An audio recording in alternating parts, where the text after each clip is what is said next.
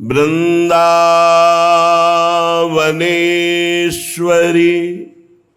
तवैव पदारविंदम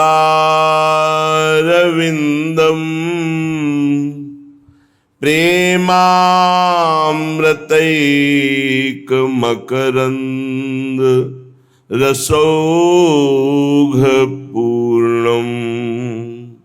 हृद्यर्पितं मधुपते स्मरतापमुग्रं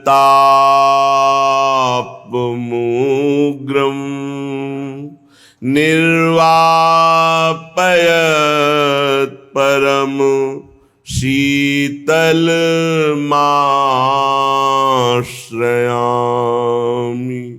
परम शीतल माश्रयामि।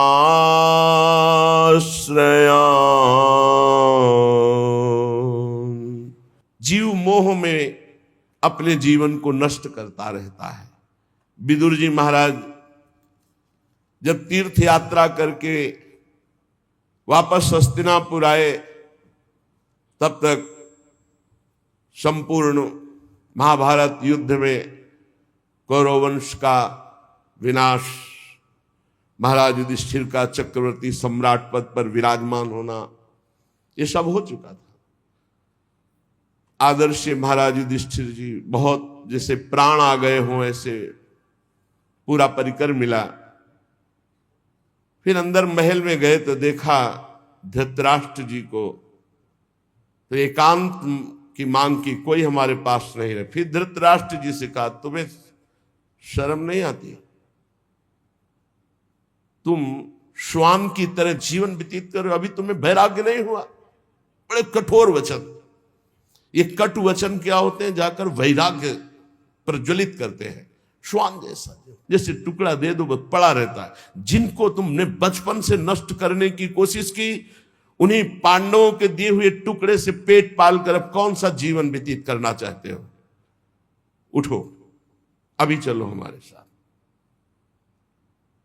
महाराज धृतराष्ट्र भगवान की कृपा पात्र है, भगवान व्यासदेव जी द्वारा प्रकट है, कोई अज्ञानी नहीं है। युद्ध के पहले भगवान ने अक्रूर जी को भेजा था समझाने के लिए, जाओ धृतराष्ट्र को। तो धृतराष्ट्र को समझाया तो धृतराष्ट्र जी ने क्या उत्तर दिया था? बड़े ज्ञानी महात्मा धृतराष्ट्र जी, कोई साधारण नहीं है, वो लीला पात्र है। उन्होंने कहा, अक्रूर जी तुम बातें जितनी कह रहे हो सब मुझे पता है, मुझे ज्ञात है, मैं जान रहा हूं, पर मेरे हृदय में चमक कर अंतर ध्यान हो जाती है, इसका मतलब श्री कृष्ण कुछ करवाना चाहते हैं। अक्रूर जी मुझे सब ज्ञात है जो आप बोल रहे हो, मेरे हृदय में बातें चमकती हैं और अंतर ध्यान हो जाती है, इसका मतलब श्री कृष्ण कुछ करवाना चाहते हैं। और अक्रूर जी जो श्री कृष्ण करवाना चाहते हैं उसे कोई नहीं रोक सकता। महात्मा है धृतराष्ट्र जी।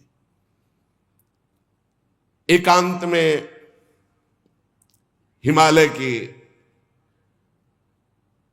भूमि पर एक पर्णकुटी बनाई और योगाभ्यास कराया। साक्षात मूर्तिमान धर्म है विदुर जी। इधर जब महल में प्रणाम करने के लिए महाराज युधिष्ठिर आए तो देखा ना तो धृतराष्ट्र है, न गांधारी, न विदुर जी। तो बहुत चिंतित, बहुत शोकित, शायद मेरे द्वारा कोई त्रुटि हो गई हो, मेरे सेवा में तो शंका करके वो चले गए हों। इतने में देवर्षि नारद जी आए और उन्होंने कहा, आपको चिंता करने की जरूरत नहीं है, आज के 5वें दिन महाराज धृतराष्ट्र का शरीर भस्म हो जाएगा।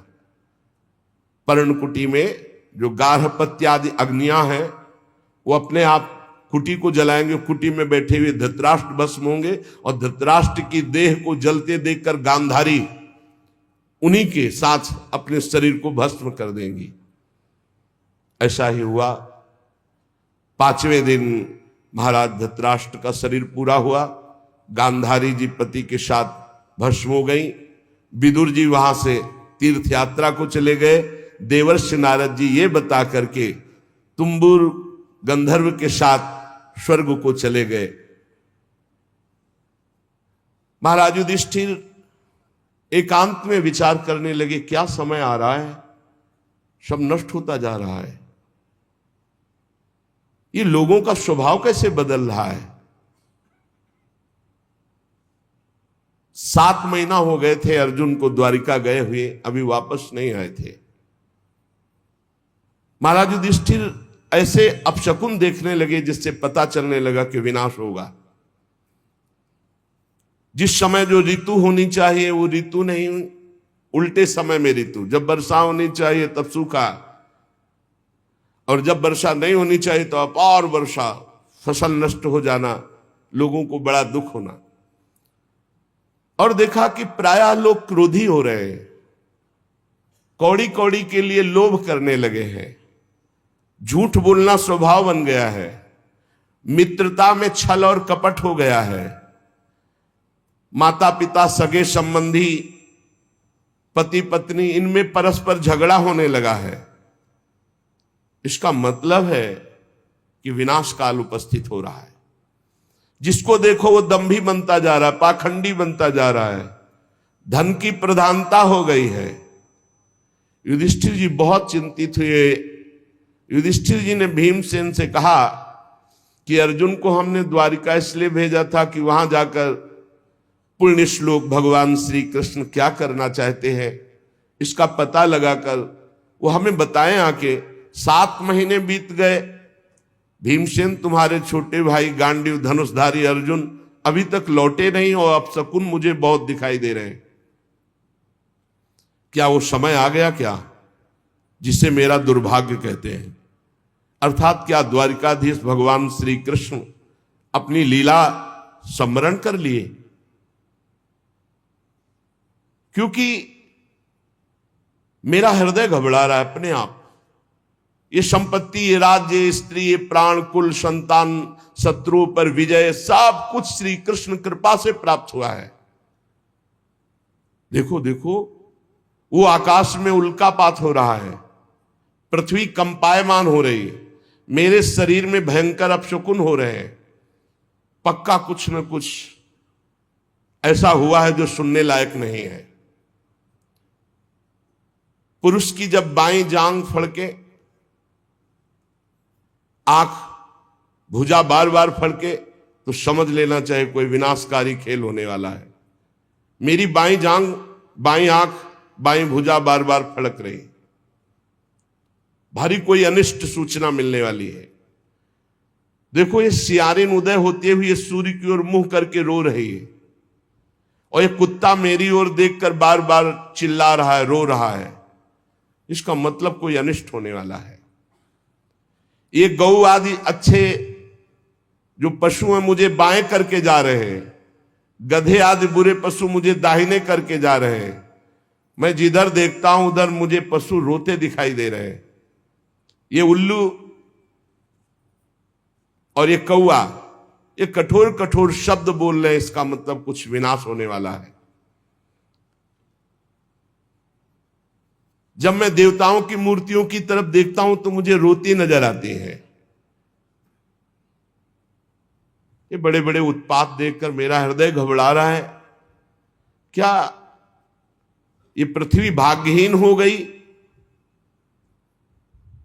जिनका सौंदर्य, जिनके चरण कमलों में ध्वजा वज्र अंकुश चिन्ह है, क्या ये पृथ्वी उन चिन्हों से रहित हो गई? राजा युधिष्ठिर इन भयंकर उत्पातों को देखकर मन ही मन बहुत चिंतित थे।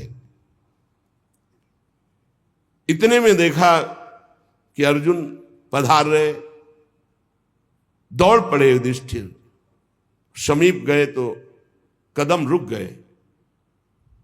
अर्जुन का मुंह उदास, आंखों से आंसू, शरीर शक्तिहीन, कांतिहीन। जे ही महाराज युधिष्ठिर के सामने पहुंचे अर्जुन गिर पड़े। घबरा करके युधिष्ठिर जी ने उठाया, अर्जुन से पूछा, भाई द्वारिकापुरी में सब कुशल मंगल है ना? छोटे भाई सहित मामा वसुदेव जी कुशल हैं, उनकी पत्नियां सब कुशल हैं, बलराम जी के द्वारा सुरक्षित द्वारिकापुरी, हमें लगता है सब कुशल होगा। अर्जुन कुशल ही बोलना। भक्तवत्सल ब्राह्मण भक्त भगवान श्री कृष्ण स्वजनों के साथ द्वारिका की सुधर्मा सभा में सुखपूर्वक विराजते हैं ना? आदि पुरुष बलराम जी के साथ संसार के परम मंगल, परम कल्याण, परम उन्नति के लिए यदुवंश रूपी क्षीर सागर में हमारे प्रभु जैसे विराजमान, अभी विराजमान है ना। मुझे बहुत भय हो रहा है। अर्जुन जल्दी बताओ, तुम श्रीहीन हो गए हो, तेजहीन हो गए हो। क्या तुम्हारा किसी ने अपमान कर दिया? कहीं तुमने दुर्भावपूर्ण कोई अमंगल कार्य तो नहीं कर दिया? क्योंकि अमंगल कार्य करने वाले का तेज नष्ट हो जाता है। कहीं ऐसा तो नहीं हुआ कोई पात्र आया हो तुम्हारे पास और भीख मांग रहा हो और तुमने उसको दी न हो तो तुम्हारा पुण्य नष्ट हो गया हो? कहीं ऐसा तो नहीं हुआ देने की प्रतिज्ञा करके तुम मुकर गए हो तो तुम्हारे सुकृत नष्ट हो गए हो? कहीं ऐसा तो नहीं हुआ शरणागत का तुमने त्याग कर दिया हो? प्रश्नों की झड़ी लगा दी। कहीं ऐसा तो नहीं हुआ अगम्या स्त्री का समागम कर लिया हो? कहीं ऐसा तो नहीं हुआ कि जिस समागम करने योग्य का अपमान कर दिया हो? बड़े प्रश्न किए। लेकिन मुझे लगता है कि ऐसा धर्म विरुद्ध आचरण तुमसे कोई हो ही नहीं सकता। बहुत संभल के बोलना, इस समय मैं बहुत घबरा रहा हूं। क्या हो गया? मुझे बहुत मानसिक पीड़ा हो रही। वैसे ही दुख से अर्जुन जी बड़े दुखी थे। जब इतने प्रश्न किए तो विषाद ग्रस्त आंसुओं की झड़ी अर्जुन की, शरीर कांप रहा है, मुख सूख रहा है, पीला पड़ गया है चेहरा। बस एकमात्र श्री कृष्ण के ध्यान में डूबे हुए हैं। काफी देर में साहस बटोर करके उन्होंने बोलना शुरू किया। अर्जुन ने कहा, महाराज मेरी आंखों से वो ओझल हो चुके हैं जो हमारे प्राण, हमारे जीवन, हमारे सखा, जो प्रेमवश रथ हाँकना, टहलना, दूत बनना, मित्रता का, अभिन्न हृदयता का व्यवहार करना, महाराज मैं लुट गया। प्रभु अंतर ध्यान हो गए। महाराज जिन्होंने मेरे ममेरे भाई का घनिष्ठ रूप धारण किया वो परब्रह्म परमात्मा है, मैं समझ नहीं पाया। जिन्होंने मेरे मित्र का रूप धारण किया वो मुझे ठग लिया। मेरा पराक्रम बड़े बड़े देवता नहीं सह सकते थे, आज क्षुद्र बन के भीलों ने मुझे परास्त कर दिया, लूट लिया। क्योंकि मेरा बल तो अंतर ध्यान हो गया ना। जैसे ये शरीर प्राणों से रहित मृतक कहलाता है महाराज, आज मैं वैसा हो चुका हूं। मेरे प्राण श्री कृष्ण अंतर ध्यान हो चुके हैं। मैंने उन्हीं के आश्रय से महाराज द्रुपद के घर में आए हुए कामोन्मत्त राजाओं का तेज अपहरण करके द्रौपदी को स्वयंवर में जीता। मैंने उन्हीं के आश्रय से गांडीव धनुष पर बाण चढ़ाकर मत्स्यवेद किया। भगवान की दिव्य शक्ति हर समय अर्जुन के साथ रहती थी। ये आज वही गांडीव हमारे हाथ में है, लेकिन मैं भीलों से नहीं जीत पाया। मैं लौट के आ रहा था भगवान के निज जनों को लेकर, लेकिन मेरे में सामर्थ्य नहीं रही, क्योंकि मेरे श्री कृष्ण अंतर दे। वही गांडीव, वही भुजाएं जिसके बल से खांडोवन को, इंद्र को भी रोक करके अग्नि को तृप्त किया। उसी से मैदानों की रक्षा की जो आपकी सभा में जल में थल, थल में जल का भ्रम करने वाली दिव्य सभा तैयार की थी। 10,000 हाथियों का बल रखने वाले जरासंध को ऐसे तिनके की तरह चिरवा दिया उन्हीं श्री कृष्ण ने भीम से। 20,000 राजाओं को मुक्त किया जो भैरव यज्ञ में बलि देने के लिए बंदी बनाए हुए था। महाराज हर तरह की विपत्ति में श्री कृष्ण सामने नजर आते थे। चाहे वो द्रौपदी को वस्त्रहीन करने के लिए कौरवों की सभा हो, या वनवास के समय दुर्योधन के षड्यंत्र से भेजे हुए 10,000 शिष्यों के साथ दुर्वासा ऋषि, हर समस्या का समाधान श्री कृष्ण थे। ये कई बार सुना चुके हैं दुर्वासा ऋषि का प्रसंग। बड़ा कठिन है किसी महापुरुष को प्रसन्न कर लेना, लेकिन जिनका भगवान से अनुराग नहीं वो लाभ नहीं ले पाते। 4 महीने दुर्वासा जी की बड़ी सेवा की दुर्योधन ने। दुर्वासा जी ने कहा वरदान मांगो, चातुर्मास भर तुमने सेवा की, क्या चाहते हो? दुर्योधन ने ये विचार किया कि पांडवों का जड़ से नाश हो जाए, बढ़िया अवसर है। तो उनका ब्राह्मण हमारे ज्येष्ठ भ्राता महाराज युधिष्ठिर वनवास में है, आप 10,000 शिष्यों के साथ जाएं और उनका आतिथ्य स्वीकार करें। तब जब द्रौपदी जी बटलोई में प्रसाद पाले, द्रौपदी पालिए फिर वहां कुछ नहीं। सिद्ध सूर्यदेव के द्वारा दी हुई बटलोई थी। तथास्तु कहकर दुर्वासा जी ठीक उसी समय पहुंचे जब द्रौपदी जी प्रसाद पाके बटलोई मार्जन करके रख दिया। शिष्य मंडली 10,000 आगे दुर्वासा जी। जय महाराज धर्मराज जी के समय पहुंचे, साष्टांग दंडवत किया। महाराज आगे, आज तो हमारे अहो भाग्य, आप कृपा करके दर्शन दिए। अब पूछना होता महाराज प्रसाद पाल? हाँ हाँ, अभी यमुना स्नान करके आते हैं, अभी आते हैं प्रसाद पाने। 10,000 शिष्य सहित यमुना जी स्नान करने गए। महाराज युधिष्ठिर द्रौपदी के पास गए और द्रौपदी जी से पूछा प्रसाद पा लिया? हाँ, बटलोई मान के रख दी। मूर्छित से हो गए। द्रौपदी जी कौरव सभा से शरणागति पूर्ण पुष्ट हो चुकी थी। उठाया, आप ऐसी दशा को क्यों प्राप्त हो गए?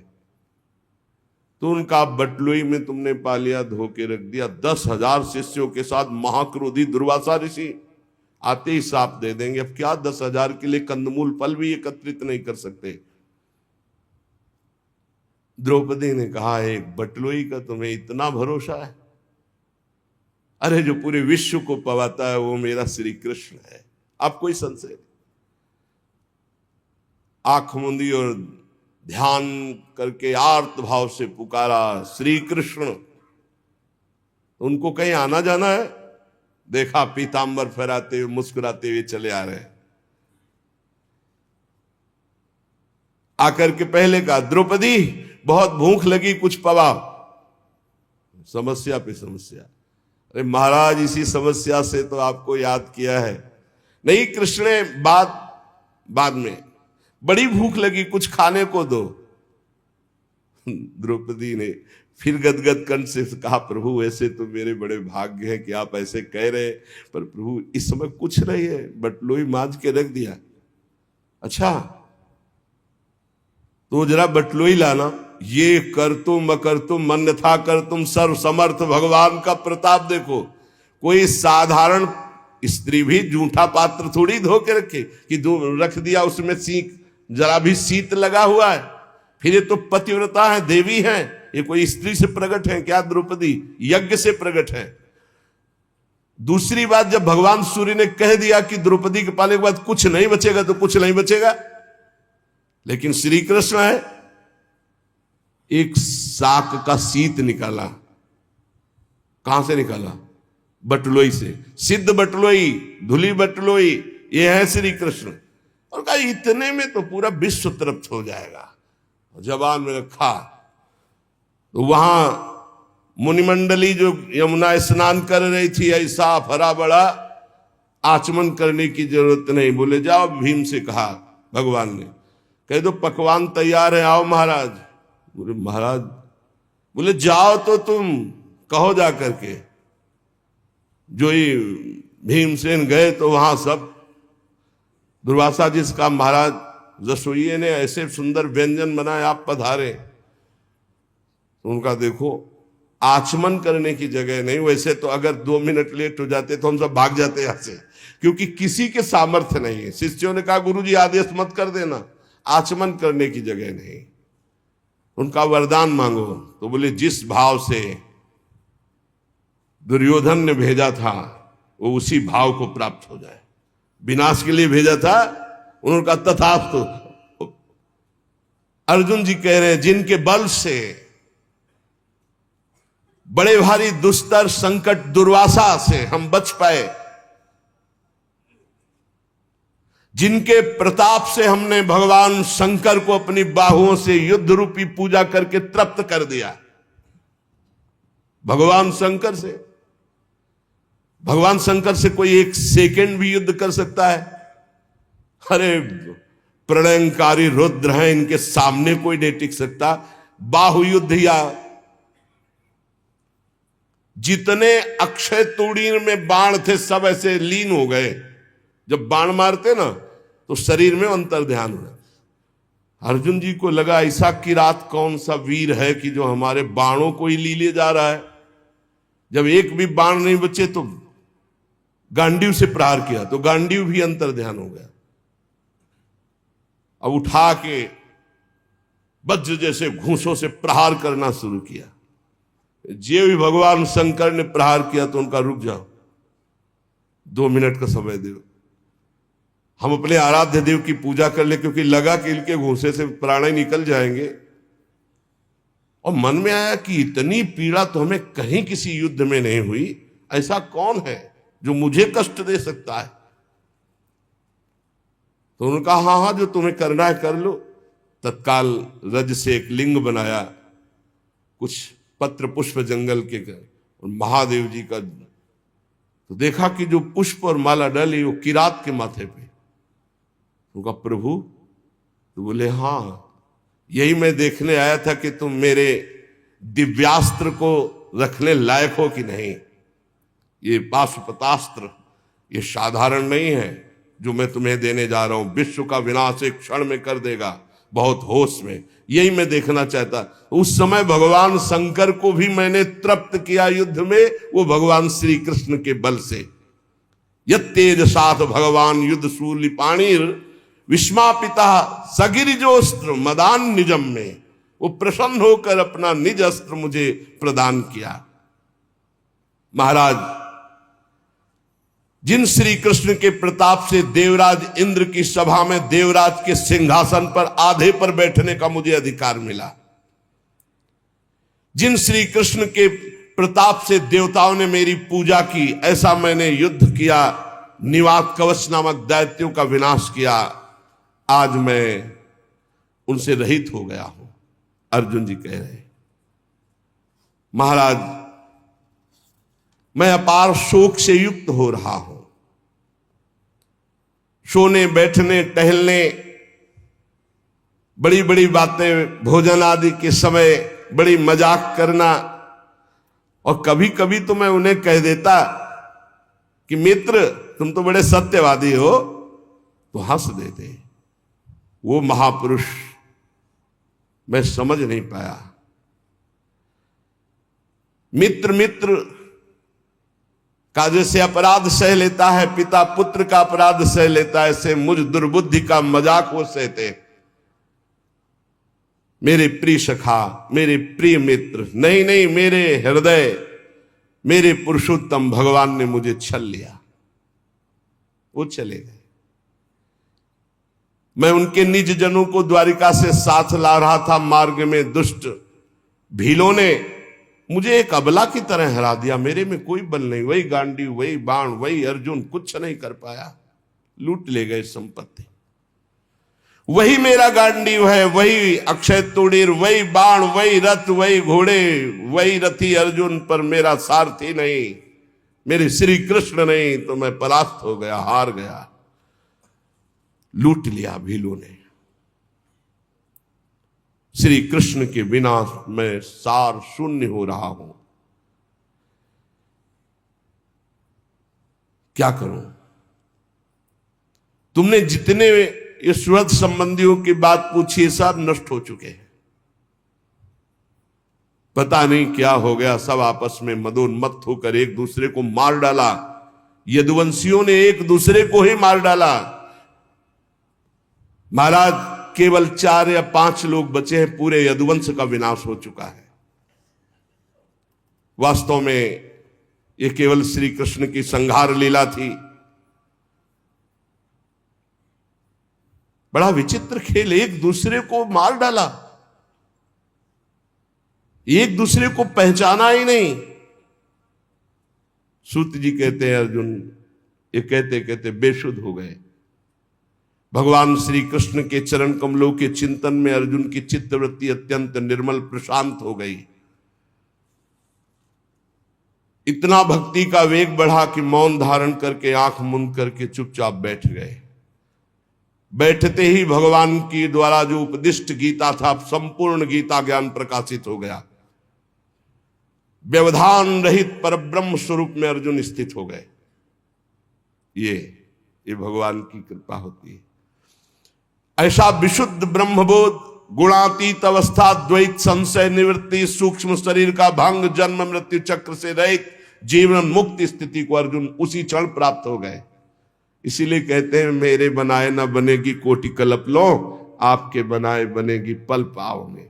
पल के चौथाई हिस्से में ये ही भगवान के वियोग में अर्जुन जी व्यथित होकर खड़े रहने की भी सामर्थ्य नहीं रही, बैठ गए।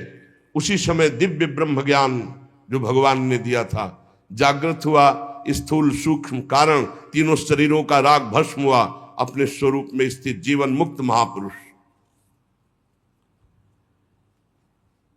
भगवान के स्वधाम गमन, यदुवंश का संहार सुनते ही महाराज युधिष्ठिर शांत हो गए। देखो ये अंतिम लीला सबकी होनी है। निश्चय किया महाप्रस्थान। महाप्रस्थान कहते हैं मृत्यु को, अब महाप्रस्थान करना है। जन्म मृत्यु रूप संसार से अब मुख मोड़ लिया महाराज युधिष्ठिर जी ने। जब भगवान ने शरीर त्याग दिया तो अब हमारा इस मृत्यु लोक में क्या काम। जिस समय भगवान श्री कृष्णचंद्र जी ने इस पृथ्वी से अपने शरीर को अंतर ध्यान किया, उसी समय पाप और अधर्म में फंसाने वाला कलयुग का राज्य लागू हो गया। उसी समय से महाराज युधिष्ठिर ने कलयुग का फैलना देखा। देश में, नगर में, घरों में, प्राणियों के हृदयों में असत्य, छल, हिंसा, अधर्म, व्यभिचार, ये सब की बढ़ोतरी हो रही। अपने भाइयों से कहा महाप्रस्थान का निश्चय करो, अब रहना नहीं इस पृथ्वी में, बड़ा मंगल रूप होगा कलयुग का। विनयी पौत्र महाराज परीक्षित जो अब कुछ सयाने हो चुके थे, गुणों में महाराज युधिष्ठिर के समान थे, समुद्र से घिरी हुई पृथ्वी के सम्राट पद पर हस्तिनापुर में महाराज परीक्षित का अभिषेक किया।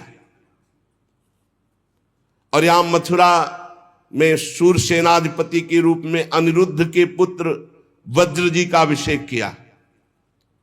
इसके बाद युधिष्ठिर जी ने प्राजापति यज्ञ करके आह्वानी अग्नियों को अपने में लीन किया और जड़वत होकर जैसे पागल बाल खोल लिए, सब वस्त्राभूषण उतार दिए, एक चीर वस्त्र लंगोटी धारण किया, भावना से वाणी को मन में, मन को प्राण में, प्राण को अपान में, अपान को उसकी क्रिया मृत्यु में, मृत्यु को पंचभूत शरीर में लीन कर दिया। शरीर को मृत्यु रूप अनुभव करके त्रिगुण में मिला दिया, त्रिगुण को मूल प्रकृति में, मूल प्रकृति को सर्व कारण रूपा प्रकृति में, प्रकृति को आत्मा में, आत्मा को ब्रह्म में विलीन करके जीवन मुक्त हो गए तत्काल। यह है भगवान के निज जनों का महामहिमामय स्वरूप। जीवन मुक्त, आवागमन मुक्त,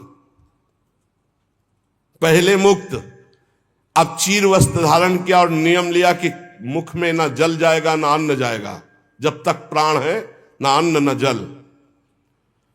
मौन, केस खोल लिए और बिना किसी को देखे सुने बोले निकल पड़े। पर ब्रह्म स्थिति उत्तर दिशा की ओर बढ़ते चले जा रहे हैं।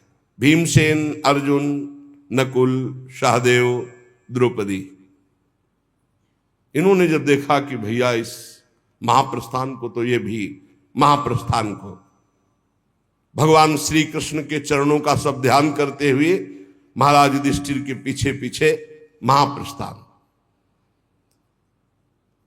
सबकी बुद्धि एकमात्र कृष्णाकार, सबकी बुद्धि श्री कृष्ण में लगी हुई।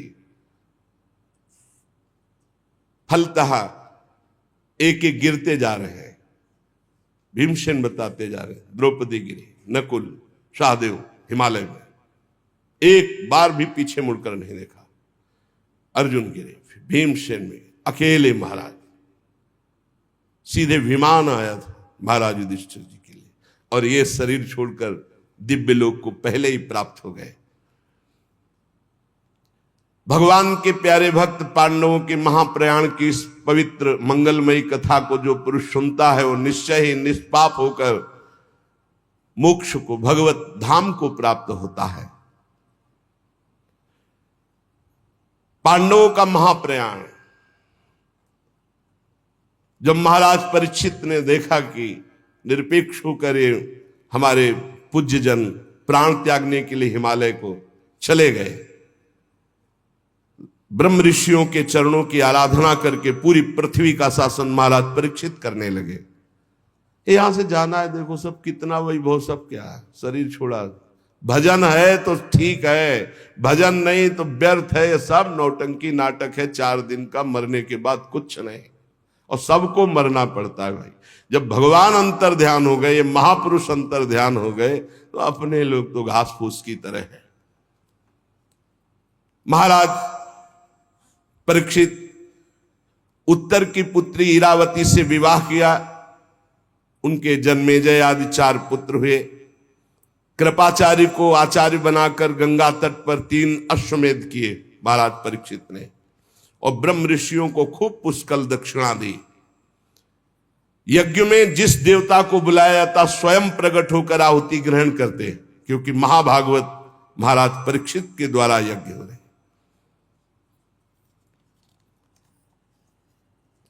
शौनक जी ने पूछा कि हमने सुना है दिग्विजय करते समय कलयुग मिला था महाराज परीक्षित को, इसको मार क्यों नहीं डाला, छोड़ क्यों दिया? ये राजा का वेश धारण करने पर भी कलयुग है तो अधर्मी। जो गाय को लात से मार रहा था, ये हमने सुना है प्रसंग, शौनक जी कह रहे। तो भगवान श्री कृष्ण की लीला से, चरण कमल से यदि संबंध रखता हो तो अवश्य चर्चा कीजिए, क्योंकि मैं सुनना चाहता हूं। दूसरी व्यर्थ की बातों से क्या लाभ, उनसे तो समय व्यर्थ नष्ट होता है। प्यारे श्रोता जी, जो लोग चाहते हैं कि मोक्ष मिले या भगवत प्राप्ति हो, उन्हें खूब कानों से भगवत चर्चा सुननी चाहिए और जबान से नाम जप करना चाहिए। ये जो मंदभागी जन है, ये दिन भर रुपया कमाने में लगे रहते हो, रात में भोग या सोने में काट देते हैं, पूरा जीवन व्यर्थ जाता है। सूत जी ने कहा, धन्य है शौनक जी, आप महात्मा जन जो भगवान की चर्चा सुनना चाहते हैं। जिस समय राजा परीक्षित कुरजांगल देश में सम्राट के रूप में निवास कर रहे थे, उसी समय उनको सूचना मिली कि मेरी सेना द्वारा सुरक्षित साम्राज्य में कलयुग का प्रवेश हो गया है। बड़े दुखी हुए कि ये तो बड़ा अधर्मी है, ये जहां जहां प्रवेश करेगा अधर्म फैलता चला जाएगा। परीक्षित जी ने धनुष हाथ में लिया, श्याम वर्ण के घोड़ों से जुते हुए सिंह की ध्वजा वाले सुसज्जित रथ पर सवार होकर दिग्विजय करने के लिए बाहर निकले। उसके साथ बड़ी सेना भी थी। वो केतुमाल उत्तर कुरु किम पुरुष आदि से होते हुए जहां जहां गए, भगवान श्री कृष्ण की महिमा, पांडवों की महिमा सुनने को मिली, और उन्हें कलयुग नहीं दिखाई दिया। अभी परीक्षित जी को जो उनके प्राण प्रिय भगवान श्री कृष्ण का चरित्र सुना देते या पांडवों की महिमा सुना देते, तो उस राज्य को सुरक्षित कर देते, कोई कर भेंट नहीं लेते। और जो भगवान का विरोधी राजा होता है उसको भुजदंडों के द्वारा मर्दन करके कर लेकर के ब्रह्म ऋषियों की सेवा करते। महाराज आगे देखा कि एक बैल और एक गाय कुछ बात कर रहे हैं। वो साक्षात बैल के रूप में धर्म थे और गाय के रूप में पृथ्वी थी। महाराज परीक्षित ने दूर से देखा, धर्म ने जो बैल के रूप में थे पृथ्वी से कहा, कल्याणी तुम कुशल से तो हो ना, तुम्हारा मुख श्रीहीन हो रहा है, हमें लगता है कोई भारी दुख है तुम्हें, तुम किस लिए चिंता कर रहे हो? कहीं मेरे 3 पैर टूट गए हैं उसके लिए तो तुम चिंता नहीं कर रहे हो? संभव है तुम इसलिए चिंता कर रहे हो कि दुष्ट कलयुग अब तुम्हारे ऊपर अधर्म आचरण करेगा। हो सकता है तुम इसलिए चिंता कर रही हो कि अब आज क्या जो समाज आगे आएगा कलयुगी, वो खान पान वस्त्र स्नान स्त्री सहवास में शास्त्रीय नियमों का पालन नहीं करेगा, मनमानी आचरण करेगा, मनमानी व्यभिचार करेगा, मनमानी खाए पिएगा, वो आसुरी भाव को प्राप्त हो जाएगा, राक्षसी स्वभाव को। कहीं तुम भगवान श्री कृष्ण के अंतर्ध्यान हो जाने के कारण तो नहीं दुखी हो? तुम क्यों दुखी हो? पृथ्वी ने कहा, बैल के रूप में जो तुम धर्म देवता हो, ये तुम्हारा स्वभाव ही है ऐसा, दूसरे के दुख से दुखी हो जाना। पूछना उत्तम है, पर तुम सब जानते हो मैं सबसे दुखी इस बात से हूं कि भगवान श्री कृष्ण सारे जगत को सुख पहुंचाने के लिए प्रकट हुए थे, अंतर्धान हो गए। आज मैं भगवान से प्रगट लीला में विमुख हो चुकी हूं, भगवान अंतर्ध्यान हो चुके और प्रगट देख रही हूं कि तुम्हारे 4 चरण 3 चरण तोड़ दिए गए। तुम में समस्त सद्गुण वास करते हैं। धर्म ये 39 अप्राकृत गुण जो धर्म को मानता है, धर्म से चलता है, उसमें जागृत हो जाते हैं। सत्य, पवित्रता, दया, क्षमा, त्याग, संतोष, सरलता, सम, दम, तपस्या, समता, तितिक्षा, उपरति, शास्त्र विचार, ज्ञान, वैराग्य, ऐश्वर्य, वीरता, तेज, बल, स्मृति, स्वतंत्रता, कौशल, कांति, धैर्य, कोमलता, निर्भीकता, विनय, शील, साहस, उत्साह, बल, सौभाग्य, गंभीरता, स्थिरता, आस्तिकता, कीर्ति, गौरव, निरहंकारता, ये 39 अप्राकृत गुण जिसके हृदय में धर्म वास करता है उसके हृदय में जागृत हो जाते हैं। एक क्षण के लिए भी भगवान उससे अलग नहीं होते जिसके हृदय में धर्म रहता है। धर्म तुम्हारी दुर्दशा कर दी इस कलयुग ने। मुझे बड़ा शोक हो रहा है, मुझे साधु महात्माओं के लिए शोक हो रहा है, मुझे धर्म के लिए शोक हो रहा है, मुझे भगवान के अंतर्धान हो जाने के लिए शोक हो रहा है। मैं अभागिनी हूं। मुझे सौभाग्य पर शायद गर्व हो गया था कि भगवान के चरण चिन्हों से मैं युक्त हूं। मेरे शायद उसी गर्व का मुझे दंड मिला है कि आज मैं अभागिनी हो गई, भगवान अंतर्ध्यान हो गए। सूत जी कहते हैं, परीक्षित जी संवाद सुन रहे थे। उन्होंने देखा कि राजा का तो वेश है, पर यह दुष्ट पैर से गाय को मार रहा है, पैर से बैल को मार रहा है, डंडे से पिटाई कर रहा है, और ये ऐसा समझ रहा है कि यही राजा है। कांप रहा है बैल इतनी पिटाई की, भयभीत होकर मलमूत्र का त्याग कर रहा है, बहुत मार रहा है। गाय को बार बार पैरों से मार रहा है। स्वर्ण जटित रथ पर चढ़े हुए राजा परीक्षित ने मेघ गंभीर वाणी में ललकाया, कौन है जो हमारे राज्य में पूजनियों को दंड दे रहा है? मैं बलवान हूं, मैं उसी वंश का हूं जिसमें महाराज युधिष्ठिर भीमसेन, अर्जुन, उनके चले जाने पर तू ऐसा मत समझ कि उनका बल नहीं रह गया। तू कौन है जो मेरा भय नहीं मान रहा और गाय और बैल को दंड दे रहा है? अरे भेष तो तूने नट की भांति राजा का बना रखा है, आचरण पाप और अधर्म के कर रहा है। मेरे दादा अर्जुन के अंतर्ध्यान हो जाने पर तू क्या समझता है तेरे पर कोई प्रहार करने वाला नहीं? देख मैं तुझे अभी दंड देता हूं।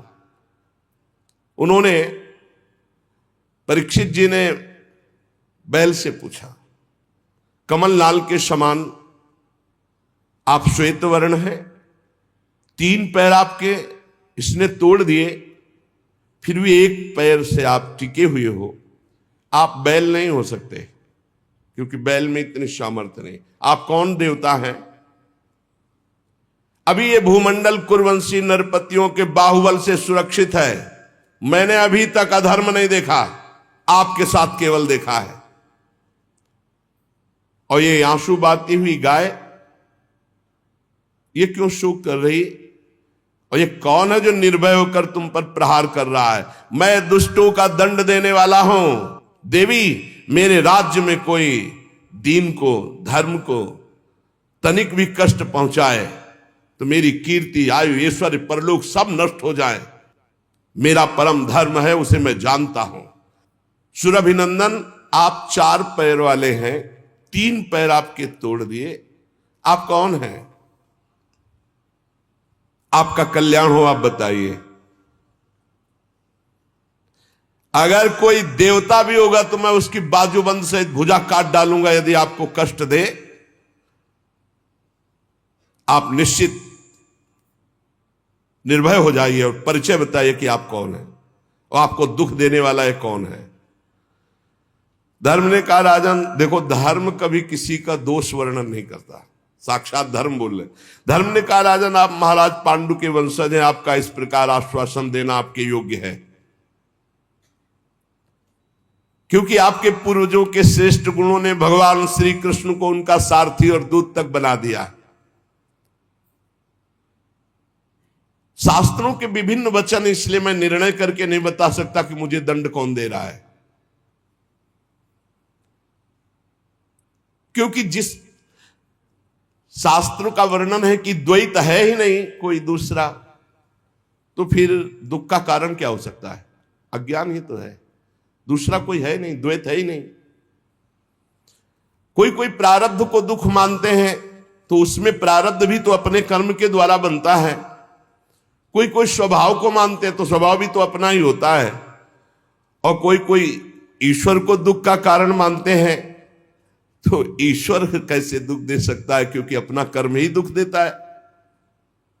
इसलिए मैं बताने में असमर्थ हूं कि कौन मुझे दुख दे रहा है। आप अपनी बुद्धि से निर्णय कर लीजिए कि मुझे कौन दुख दे रहा है। ये बात सुनकर के बहुत प्रसन्न हुए परीक्षित और समझ गए। परीक्षित ने कहा, मैं जान गया तुम बैल नहीं हो, तुम साक्षात धर्म हो, क्योंकि धर्म कभी किसी को दोषी नहीं ठहराता। अवश्य भगवान धर्म का मैं साक्षात वृषभ के रूप में दर्शन पा रहा हूं। आप अपने को दुख देने वाले का नाम इसलिए नहीं बता रहे हैं, ध्यान देना, कि जो पापी पाप करता है, पाप करने के कारण नरक प्राप्त होता है, वही उस पापी की पाप चर्चा करने वाले को मिलता है। यह धर्म का सिद्धांत है। इसीलिए जब कोई प्रश्न करता है तो उसको ये कहते, सब में भगवत भावना करो, अपना भोगेगा, तुम उसकी निंदा मत करो। तुम तो करत जे अनसहन निंदक तीनों पे अनुग्रह क्यों, क्योंकि धर्म है, भगवत मार्ग है। सिद्धांत निश्चित है कि मन और वाणी से किसी की निंदा नहीं की जाती। तो आप धर्म है इसीलिए आपने निंदा नहीं की और कहा खुद विचार लीजिए कि कौन मुझे कष्ट दे रहा है।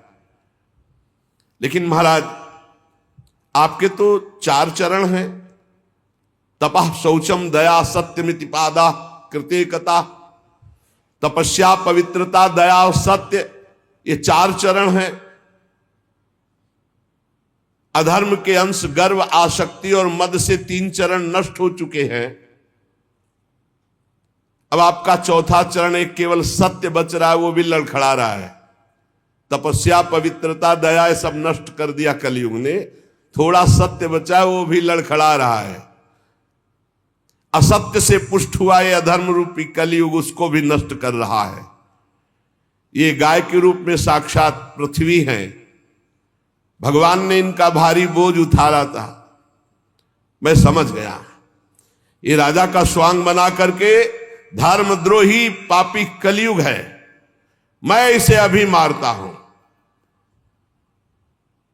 कलयुग ने देखा कि प्रत्यंचा चढ़ा ली और बाण संधान कर लिया, तो तुरंत उसने मुकुट उतारा और दौड़ करके चरणों में गिरे। महाराज मैं आपका शरणागत हूं, मेरी रक्षा करो। महाराज परीक्षित के चरणों में मुकुट रख दिया कलयुग ने। शरणागत का महत्व जानने वाले महाराज परीक्षित ने देखा पैरों में पड़ा हुआ है कलयुग, तो हंसते हुए कहा, जब तो हाथ जोड़ करके महाराज युधिष्ठिर के वंश में उत्पन्न हुए किसी वीर की शरण में आ गया तो तुझे मारूंगा तो नहीं, पर तू अधर्म का आचरण कराने वाला मेरे राज्य में नहीं रह सकता। क्योंकि जहां जिसके शरीर को तू स्पर्श करेगा वो झूठ बोलेगा, लोभी हो जाएगा, चोरी करेगा, दुष्टता करेगा, व्यभिचार करेगा, स्वधर्म त्याग करेगा, दरिद्र हो जाएगा, कपटी हो जाएगा, कलही हो जाएगा, दम्भी हो जाएगा, पाखंडी हो जाएगा, पापी हो जाएगा तेरे स्पर्श करने से कलयुग के। अतः मैं तुझे इस ब्रह्मावर्त क्षेत्र में नहीं रहने दूंगा, क्योंकि यहां सब यज्ञ पुरुष भगवान की आराधना करने वाले हैं। परीक्षित बहुत कान तक खींचे हुए बाण संधान और चरणों में पड़ा कांप रहा था।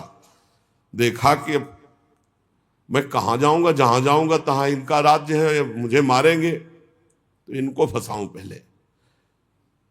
महाराज आप सार्वभौम सम्राट हैं, यत्रा क्वचन वत्स्यामि सार्वभौमम तवाज्ञया लक्ष्ये तत्ति तत्रापि त्वामात्तेषु सरासनम। मैं जहां रहने की सोचता हूं वहां देखता हूं महाराज परीक्षित बाण संधान करे हुए खड़े हैं। महाराज मुझे कहीं भी जगह नहीं मिल रही, आप मुझे जगह दीजिए जहां मैं रह पाऊं।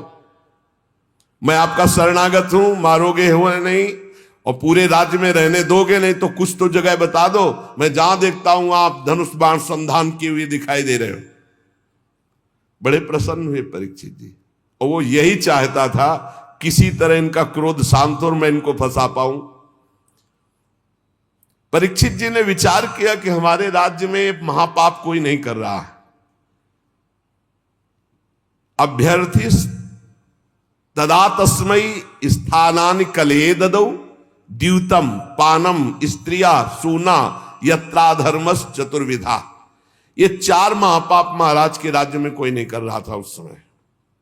मदिरा नहीं पीना, जुआ नहीं खेलना महाराज परीक्षित के राज्य में, और पर स्त्री का सहवास नहीं करना, और किसी की हिंसा करके मांस नहीं खाना।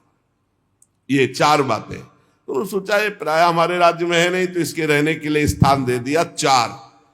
शराब पीने वाले, पराई स्त्री के प्रति काम भाव रखने वाले, जुआ खेलने वाले और हिंसा करके मांस खाने वालों की बुद्धि में कलयुग का वास हो। और जहां कलयुग का वास है, लोभ, झूठ, चोरी, दुष्टता, स्वधर्म त्याग, व्यभिचार, दरिद्रता, कपट, कलह, दम्भ, दूसरे पाप सब बढ़ते चले जाएंगे।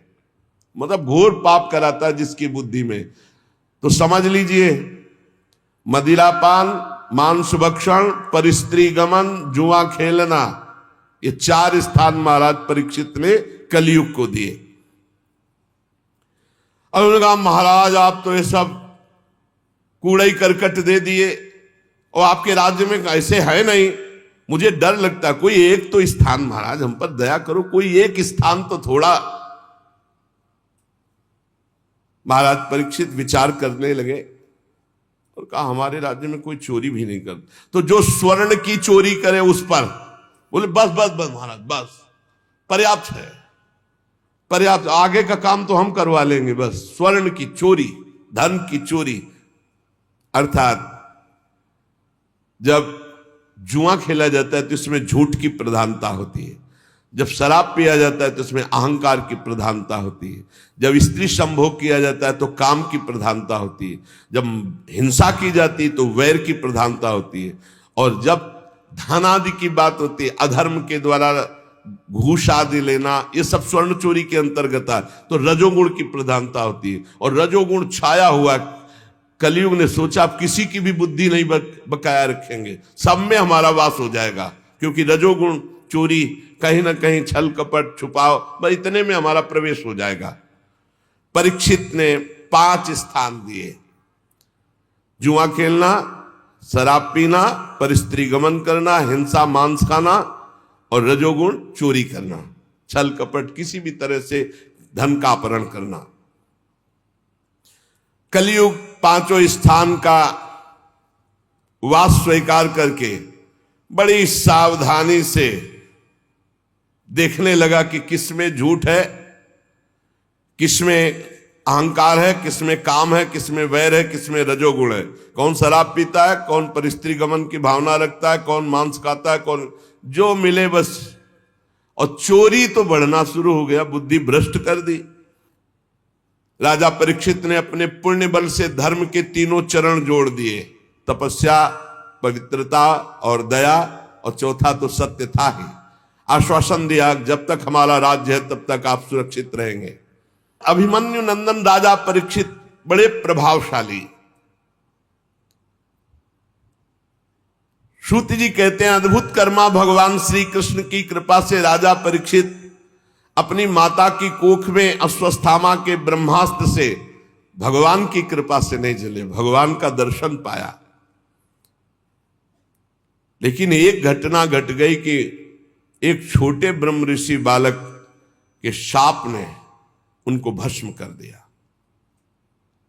तक्षक सर्प काटेगा आज के 7वें दिन और तुम मर जाओगे, तो वो बात ऐसी हुई।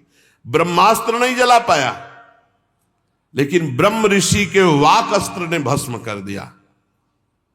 पर प्राण उनके भयभीत नहीं हुए।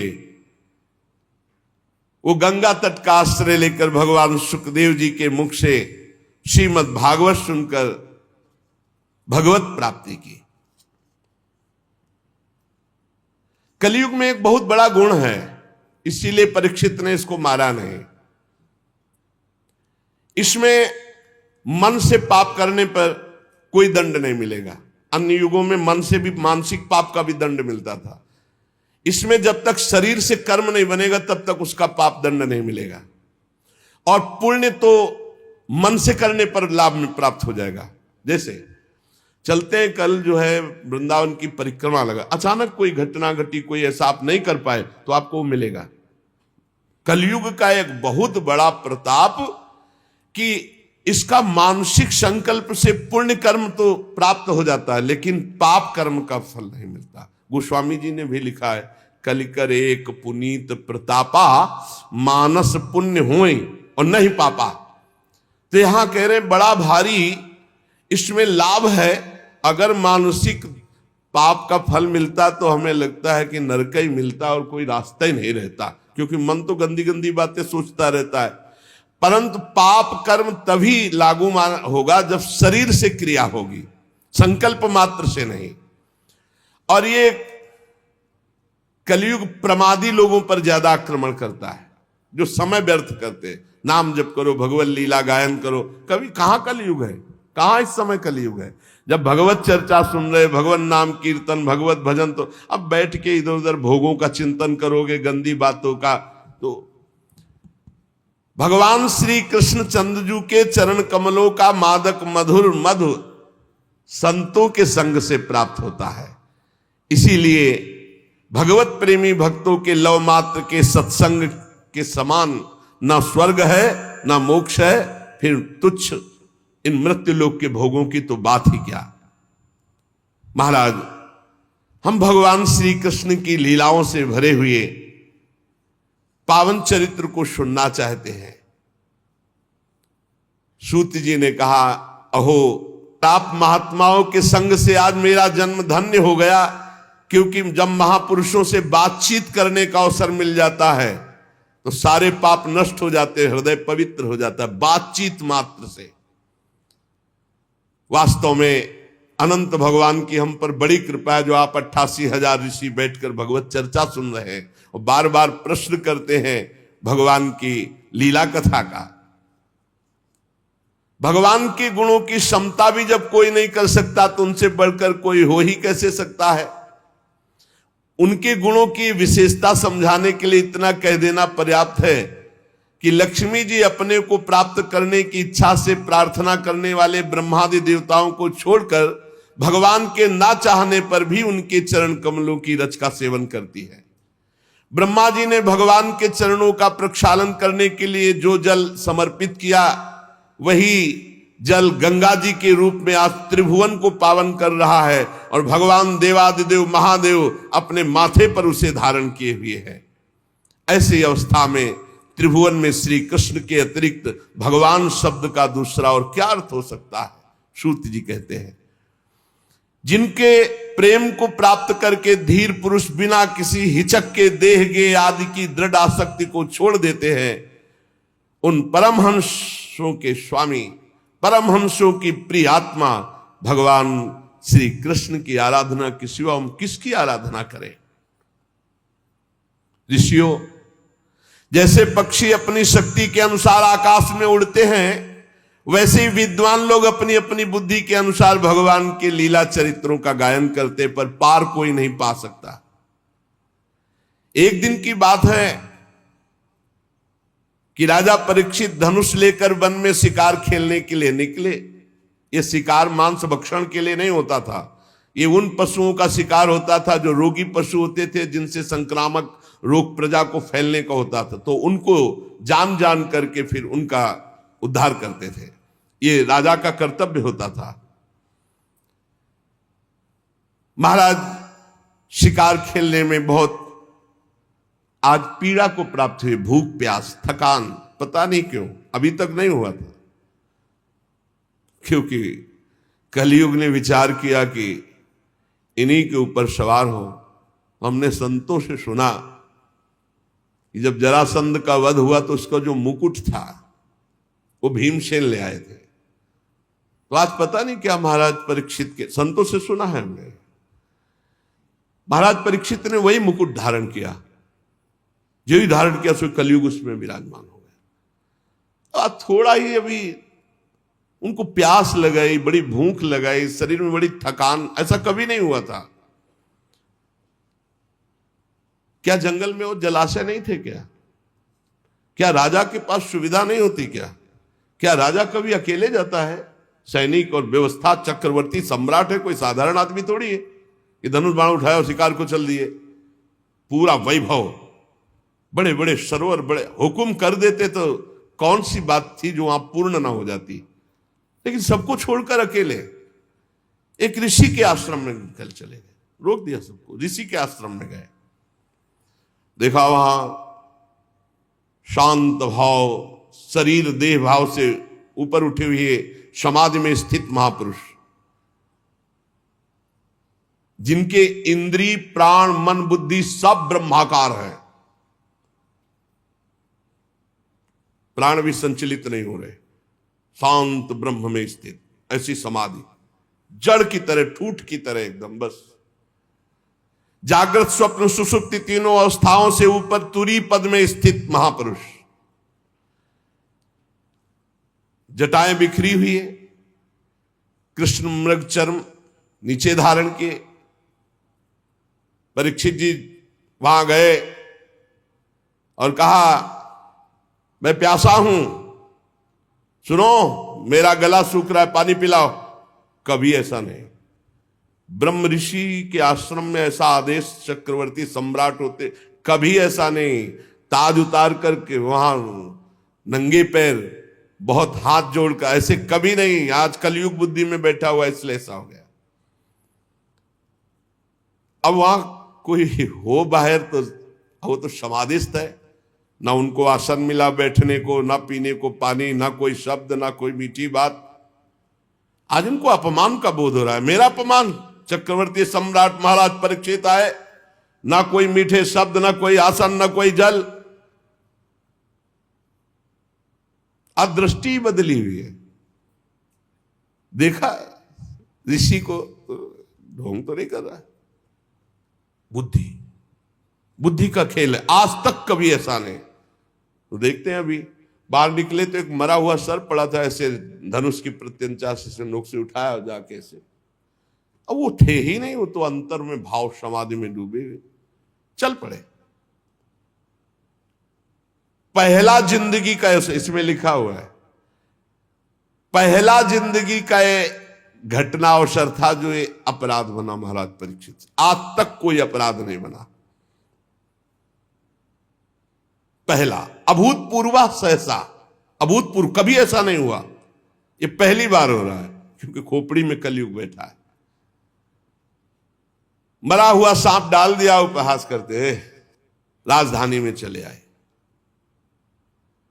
मन में सोचते आए, महात्मा जो है मुझे देख करके आंख बंद कर लिया होगा कि क्या राजाओं से बात करें, हमारा राजाओं से क्या प्रयोजन है, झूठ मूठ समाधि का ढोंग कर रहा है, इतना सोच जाना। नहीं नहीं नहीं, एस किम निवृत्ता शेष करणों मिलित एक क्षण मृषा समाधि, झूठी समाधि रच रहा है, ऐसा सोचते चले जा रहे वापस।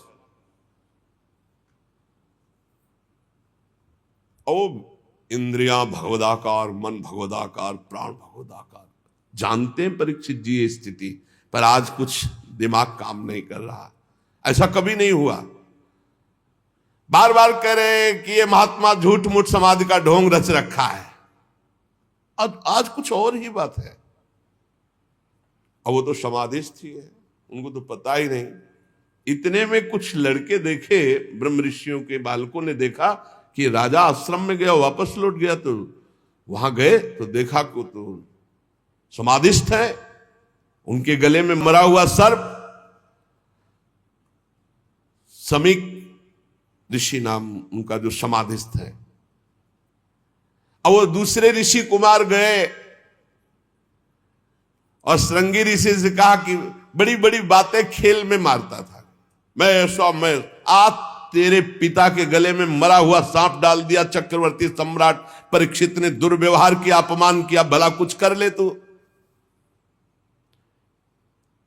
श्रृंगी ऋषि ने कहा सत्य, सत्य, स्नान कर रहे थे अभी बालक थे, सत्य, उनका पक्का त्रिकाल सत्य, ऐसा ही किया है महाराज परीक्षित ने। था उन्होंने कहा, हो अधर्मा पालानाम पीमनाम बलिभुजामिव स्वामिन्यघम यद दासानाम द्वारपानाम सुनामिव। ये चक्रवर्ती सम्राट कहलाने वाला ये उच्छिष्ट भोजी कौआ इतना संड मुसंड हो गया कि हम ब्रह्म ऋषियों की मर्यादा को भंग कर रहा है। ये हमारा दास होकर दरवाजे पर रहना चाहिए, घर में जाकर स्वामी का अपमान करने का अधिकार इसको किसने दिया? ब्रह्म ऋषियों के सामने सब झुकते हैं, सब सेवक है, इसे द्वार पर खड़े रहना चाहिए था। ये घर में घुस करके ऐसा अपराध कैसे कर दिया? क्या समझता है? भगवान श्री कृष्ण परमधाम चले गए तो कोई शासन करने वाला नहीं। अरे हम ब्रह्म ऋषि बालक हैं, आज इस मर्यादा तोड़ने वाले उद्दंड राजा को मैं दंड दूंगा। ऐ ऋषि बाल को मेरा तपोबल देखो। छोटे बालक है श्रृंगी ऋषि, तुरंत आचमन किया, लाल लाल आंखें क्रोध से, और ऋषि कुमार ने कौशिकी नदी का जल लिया और वाणी रूपी वज्र का प्रयोग किया। एक कुलांगार परीक्षित वहां है नहीं, मेरे पिता कभी अपमान के योग्य नहीं। समीक ऋषि जो समाधि अवस्था को प्राप्त है, तूने उनका अपमान किया और समझता है कि तुझे कोई दंड नहीं दे सकता। तो सुन, मैं सत्य तुझे दंड दे रहा हूं वाणी का। आज के 7वें दिन भयानक विषधर सर्प जो तक्षक है वो आएगा और तुझे डसेगा और तेरी मृत्यु होगी, कोई तुझे नहीं बचा पाएगा। इस शाप दिया। दंक्षत इस्म कुलांगारम, आज के 7वें दिन तक्षक सर्प तुझे डसेगा, कोई नहीं बचा सकता। इसके बाद साप देने के बाद भागते हुए आए और देखा पिता के गले में मरा हुआ सर्प हटाया और पिता से लिपट कर रोने लगे। जब बहुत हिलाया डुलाया, रो रहे हैं, धीरे धीरे धीरे धीरे उनकी वृत्ति वाह्य दशा को प्राप्त हुई। आंख खोली और पूछा, बेटा तुम क्यों रो रहे हो? ब्रह्म ऋषि के बालक हो, ऐसे कैसे रुदन कर रहे हो? तो उनका पिताजी, वो राजा परीक्षित आए थे, वो तो बड़े कड़वे शब्दों में बोल रहे हैं, और उसने आपका अपमान करते हुए मरा हुआ सर्प आपके गले में डाला, और मैंने उसको आज दंड दे दिया है कि 7 दिन में तक्षक 7वें दिन आएगा और तुझे डसेगा, तू मर जाएगा। अरे ये क्या किया तूने? इतने बड़े धर्म से युक्त धार्मिक राजा को ऐसा दंड दिया जाता है? नहीं नहीं, तू बालक है, मूर्ख है, तूने बड़ा पाप कर दिया। समीक ऋषि ने कहा, परीक्षित कहीं साप के योग्य है? पर खेद है कि तेरे वचन मिथ्या नहीं किए जा सकते। ये बात समझ। पिता है ब्रह्म ऋषि बालक, तो उनका खेद है कि अब तेरे वचन मिथ्या नहीं किए जा सकते। ये तो बहुत बड़ा दंड है। तेरी बुद्धि कच्ची है, तू अभी साधुता को नहीं समझता है। अरे भगवत स्वरूप राजा है, वो आया था, कुछ इससे क्या जाता है भाई? चाहिए तो ये था हम खड़े होकर अर्घ देते, उनको जल पिलाते, पर हम थे नहीं, समाधि में थे। अरे राजा ना हो तो हम भजन नहीं कर सकते, अराजक तत्व बढ़ जाएंगे और वो हमारे भजन में विक्षेप पहुंचाएंगे। बड़ा तूने गलत किया। परीक्षित बड़े यशस्वी और धर्म धुरंधर है, वो आए हुए थे, उनका हमें सम्मान करना चाहिए। ना समझ बालक, तूने शाप दे दिया। हे भगवान, दोनों पर कृपा करो, अर्थात श्रृंगी ऋषि पर भी और परीक्षित पर।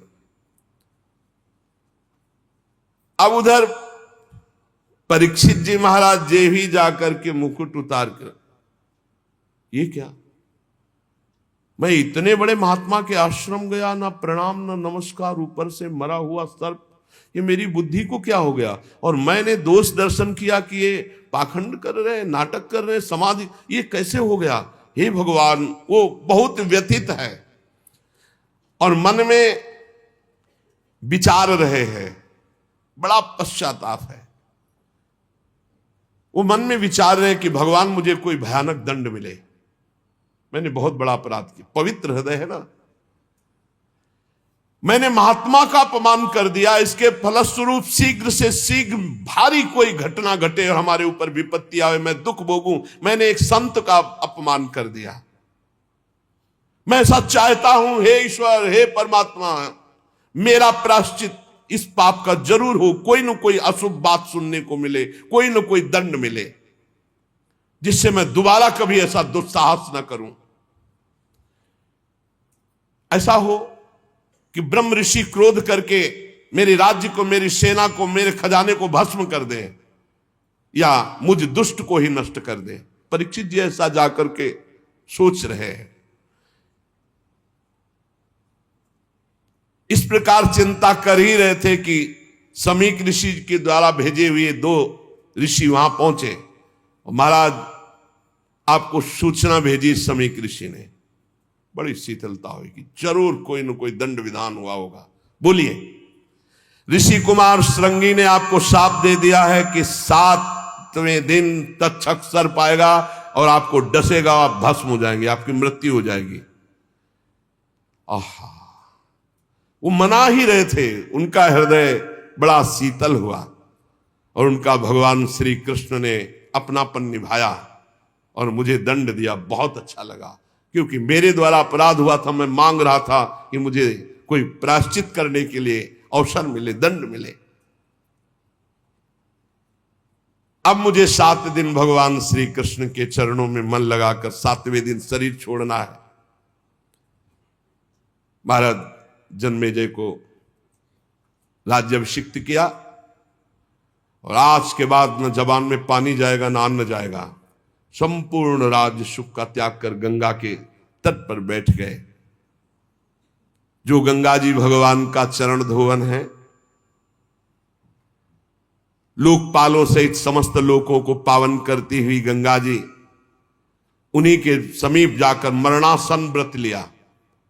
ना गंगा का किनारा छोड़ेंगे, ना एक बूंद जल पाएंगे, ना एक टुकड़ा अन्न पाएंगे। पूरा राज्य का मोह, परिवार का मोह, शरीर का मोह त्याग दिया। जो ही बड़े बड़े ब्रह्म ऋषियों में चर्चा फैली कि परीक्षित जी को ऐसा साप, और परीक्षित जी अनशन आमरण व्रत लेकर गंगा तट पर बैठ गए हैं, तो बड़े बड़े ऋषि मुनि वहां आने लगे। देखो ये भगवान की कृपा, पात्र पर कैसी कृपा होती है।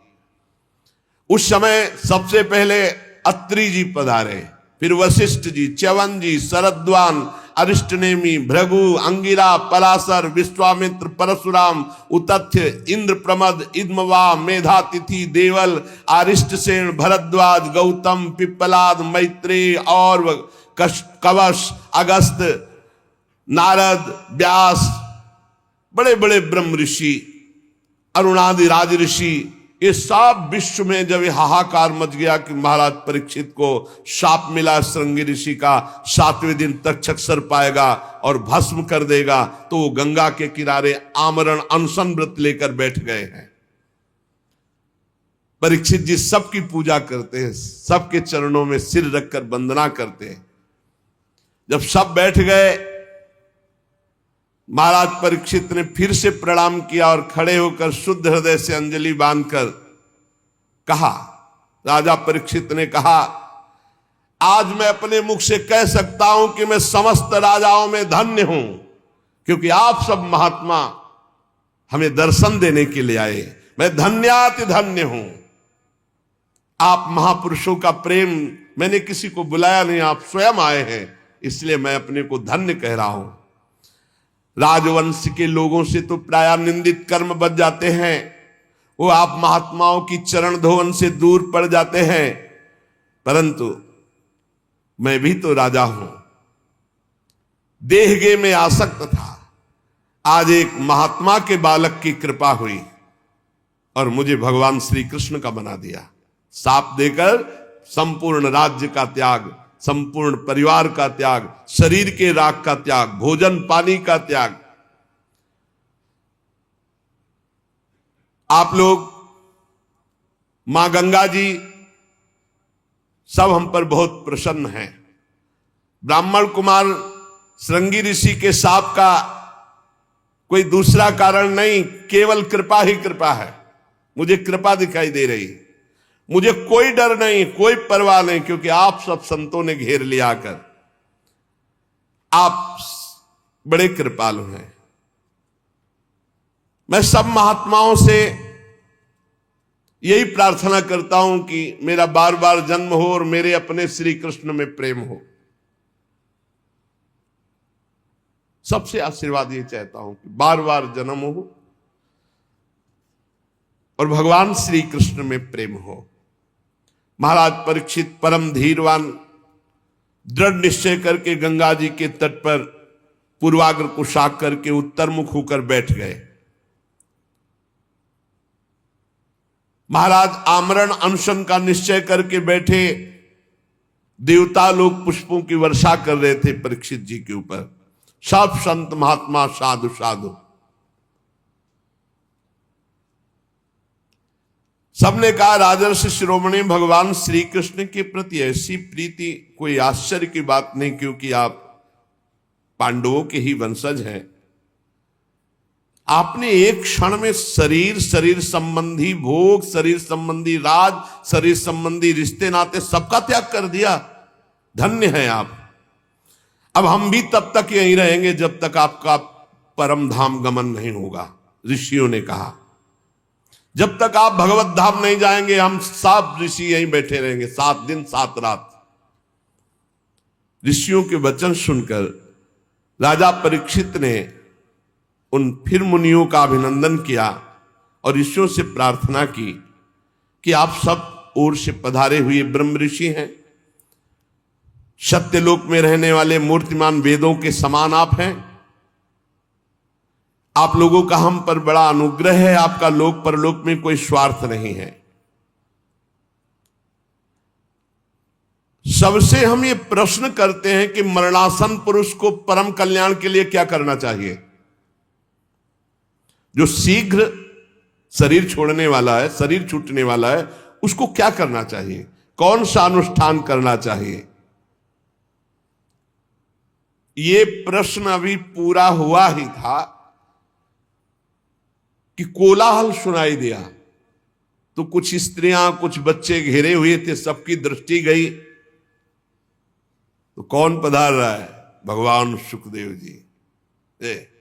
दिगंबर, शरीर में कोई वस्त्र नहीं, 16 वर्ष की अवस्था, कमल नयन, मत वाले भगवान के प्रेम में तत्रा भवत भगवान व्यास पुत्रो यदृच्छया गामट मानोनपेक्षा अलक्षलिंगु निज लाभ तुष्टु वृत्तश्च बालैरवधूत वेशा। सबने देखा, अरे भगवान श्री सुखदेव जी सब खड़े हो गए, सब ब्रह्म ऋषि खड़े हो गए। पराशर जी भी हैं, व्यास जी भी हैं, वशिष्ठ जी, बाप बाबा पर बाबा सब खड़े हो गए, क्योंकि ऐसी स्थिति गर्भ से ही परम त्यागी श्री कृष्ण अनुरागी ब्रह्मबोध संपन्न व्यासनंदन भगवान श्री सुखदेव जी, कोई बाह्य आश्रम चिन्ह नहीं, आत्मानुभूति से संतुष्ट बच्चों और स्त्रियों ने घेर रखा है, वेश अवधूत का अलवास्त। कोई कंकड़ मार रहा, कोई उपहास कर रहा, कोई समझ ही नहीं पा रहा कि किस कोटि के महापुरुष। 16 वर्ष की अवस्था, चरण, हाथ, जंगा, भुजाएं, कंधे, कपोल, सब तेजो में, अत्यंत सुकुमार, बड़े बड़े नेत्र मनोहर, नासिका ऊंची, कान बराबर, सुंदर भौहे और मुख से अद्भुत कांति, गला तो मानो सुंदर शंख हो, हंसली ढकी हुई, छाती चौड़ी उभरी हुई, नाभ भंवर के समान गहरी, उदर बड़ा ही सुंदर त्रिवली युक्त, लंबी लंबी भुजाएं, दिगंबर वेश, मानो साक्षात सूर्य पधार रहे हो, श्याम रंग, चित्त को चुराने वाली यौवन अवस्था, मंद मंद मुस्कुराते हुए, अपने तेज को छिपाए हुए, सब ऋषि आसन छोड़ छोड़ करके हाथ जोड़कर खड़े हो गए। राजा परीक्षित तो एकदम आनंद मगन हो गए कि श्रृंगी ऋषि का साप क्या हुआ, वरदान से भी बढ़कर इतने बड़े बड़े महापुरुषों का साक्षात्कार। जाकर साष्टांग दंडवत किया, सुखदेव जी को लाए और वहीं रेत पर सुंदर आसन पर विराजमान की, पूजा की। जो आसपास घेरे हुए थे उन्होंने देखा इनकी पूजा हो रही तो छोड़ छोड़ के चले गए। ब्रह्मर्षि, देवर्षि, राजऋषियों का समाज बैठा हुआ है उच्च आसन पर सुखदेव जी महाराज। सब महात्माओं ने आदर किया, शांत भाव, अर्ध खुले हुए नेत्र, सुखदेव जी बैठे हुए दिगंबर। परीक्षित जी ने पुनः आकर चरणों में सिर रखकर प्रणाम किया, हाथ जोड़कर मधुर वाणी से कहा। परीक्षित ने कहा, ब्रह्म स्वरूप भगवान, आज हम क्या अपने भाग्य की बड़ाई करें, आप स्वयं पधारे। वैसे तो अपराधी हूं, पर हमें संत समागम मिला, इसलिए मैं अपने को धन्य भाग कह रहा हूं। पता नहीं कौन सा पुण्य, इसीलिए कहते हैं भक्त के जीवन में कोई भी घटना घटेगी वो महामंगलमयी होगी। अरे बड़े बड़े तीर्थों को तीर्थ बनाने वाले आप सब महात्मा, इतनी कृपा, इतनी बुलाओ तो एक महात्मा नहीं आ सकते, ऐसे महापुरुष हैं सब पूरे विश्व के महात्मा। और श्री सुखदेव जी, इनको तो कहा निमंत्रण कार्ड भेजे, ये तो हर समय आत्मलाभ में संतुष्ट अवधूत बनकर विचरण, एक से एक। परीक्षित जी ने कहा, आज आप सब महात्माओं के दर्शन से मैं परम पवित्र, कोई भय नहीं है। अब दर्शन, स्पर्श, पाद प्रक्षालन, आसन आदि का जो मुझे अवसर दिया गया आप सब महात्माओं के लिए, महायोगिन, आज मैं बहुत खुश हूं, बहुत प्रसन्न हूं। मुझे यही लग रहा है कि पांडवों का पक्ष लेने वाले भगवान श्री कृष्ण आज हम पर बहुत प्रसन्न है। जब द्रवहि दीन दयालु राघव तो साध संगत, अरे आप जैसे महात्माओं का सानिध्य, मैं उन्हीं के कुल में उत्पन्न हुआ हूं, शायद उसी पक्षपात का निर्वाह कर रहे हैं। भगवान श्री कृष्ण की कृपा ना होती तो आप जैसे एकांतवासी अवधूत परमहंस स्वयं पधार कर हमें सुख दे रहे। श्री सुखदेव जी का पधारना। परम गुरु, हमारे पास समय बहुत कम है, इसलिए हम आपको समस्त साधनों में परम प्रवीण साध्य को प्राप्त हुए जानकर आपसे प्रश्न कर रहा हूं कि मरणासन पुरुष को क्या करना चाहिए। यही प्रश्न था जब उठाया था, तभी श्री सुखदेव जी पधारे। मनुष्य मात्र का क्या कर्तव्य है, क्योंकि सब मरणासन है, उनको तो 7 दिन बाद ही तक्षक काटेगा, अपने को 7 मिनट का भरोसा नहीं। क्या श्रवण करे, क्या जप करे, क्या स्मरण करे, क्या साधना करे, क्या भजन करे। भगवत स्वरूप मुनिवर, आपका दर्शन अत्यंत दुर्लभ है और वो मुझे सुलभ हो गया, तो अब मैं इस प्रश्न का उत्तर चाहता हूं कि मरणासन पुरुष को क्या करना चाहिए, क्या श्रवण करना चाहिए, क्या जप करना चाहिए, क्या स्मरण करना चाहिए, उसको क्या करना चाहिए। अब इसका उत्तर भगवान श्री सुखदेव जी ने जो शेष चर्चा आ गई। श्री राधा वल्लभ लाल की जय।